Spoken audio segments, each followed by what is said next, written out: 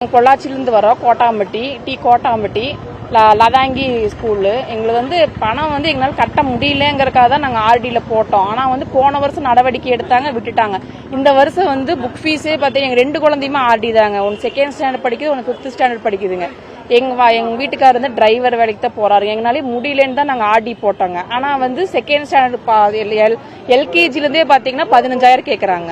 Book fees 11,000ங்க, லேபுக்கு 15,000ங்க. ஆனால் நாங்கள் புக் ஃபீஸ் வாங்க போகும்போதே எங்களை கையெழுத்து வாங்கிட்டு தான் அவங்க என்ன சொல்றாங்கன்னா, ஃபீஸ் கட்டினாலும் நாங்கள் கையெழுத்து வாங்குவோம், ஃபீஸ் கட்டலினாலும் நாங்கள் கையெழுத்து வாங்குவோம்னு சொல்லி கையெழுத்து போட வச்சு தான் இது பண்ணாங்க. ஆனால் எங்ககிட்ட என்ன சொன்னாங்கன்னா, சனிக்கிழமை நீங்க சப்போஸ் நம்ம வர வேண்டாம், சப்போஸ் லேபுக்கு அவங்க போயிட்டாலும் பாடம் நடத்தவேன்னு தான் சொன்னாங்க. ஆனா இப்ப பாடமே நடத்துறது இல்ல.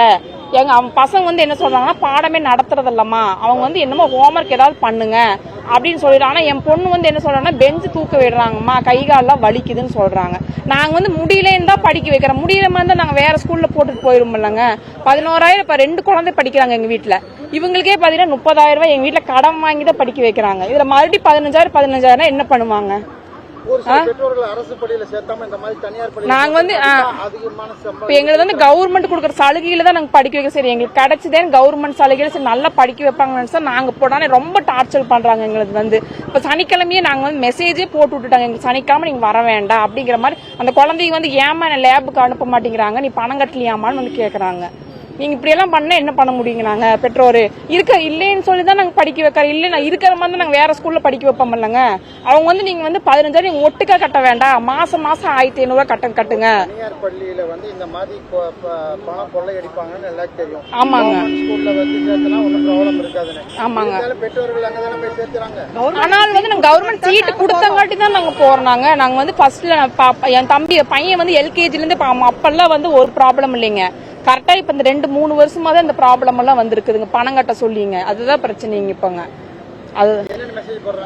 அது பணம் நீங்க சனிக்கிழமை பணம் கட்டல, அதனால நீங்க வர வேண்டாம், எங்களுக்கு மெசேஜே போட்டு விட்டுட்டாங்க. வர வேண்டாம், பணம் கட்டுவீங்க மட்டும். அவங்க என்ன சொல்றாங்கன்னா, 15,000 உங்களுக்கு கட்டுன்னு சொல்லல, மாசம் 1,500 ரூபாய் கட்டுங்க, இல்ல 3 டைமா 5,000 ரூபாய் கட்டுங்கிறாங்க. நம்ம அந்த மாசம் 5,500 ரூபாய் கட்டுறக்கு அங்க வேணும் இல்லங்க. நம்ம ஒரு நாள் இப்ப நாங்க வண்டி ஓட்டுறாங்க, வண்டி ஓடினாதான் அங்க காசு.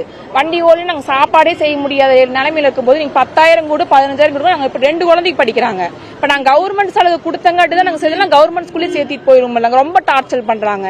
எங்களுக்கு ஏதோ ஒரு அரசாங்கம் விடிவு பண்ணணும், இல்லைன்னா எங்க குழந்தை படிப்பு கேள்வியாயிரும். எங்க 2 பேருமே சரியா கவனிக்கிறது கிடையாது. என்னமோ கொடுத்துருக்காங்க, ஒண்ணுமே கிடையாது. டைரின்னு ஒண்ணு கொடுத்துருக்காங்க, ஒண்ணுமே கிடையாது. புக்ல ஒண்ணுமே கிடையாது. கேட்டாமா ஒண்ணுமே என் பொண்ணு 2வது படிக்கிறாளுங்க, ஒண்ணுமே நடத்துறதுலேன்னு சொல்றாளுங்க. அவ என்ன பெஞ்சு தூக்கி விடுறாங்கம்மா, எங்க 8 பேரு தான் இருக்காங்க, விட்டு போட்டு அவங்க வாட்டுக்கு லேபுக்கு போயிடுறாங்கம்மா, நாங்க இது பண்றோமான்னு சொல்றாங்க. நாங்க என்ன அது என்னன்னே தெரியலீங்க. அது என்னென்னமோ லேப் சொன்னாங்க, ஆனா எங்களுக்கு ஒண்ணும் தெரியலீங்க. ஆனா எல்கேஜில இருந்தே 15,000 ரூபாய் அவங்க என்ன சொன்னா, நாங்க உங்களுக்கு வற்புறுத்தவெல்லாம் கிடையாது, கட்டினீங்கன்னா பசங்க சனிக்கிழமை வரட்டும், இல்லைன்னா கையெழுத்து போட்டுட்டு எங்களுக்கு புக்கே கொடுக்குறாங்க. நாங்க போய் எனக்கு 2 மணி நேரம் வெயிட் பண்ணி கையெழுத்து போட்டுட்டு புக்கு 11,000 அது அட்வான்ஸ் முதல்ல 5,000 ரூபாய் வாங்கிக்கிறாங்க.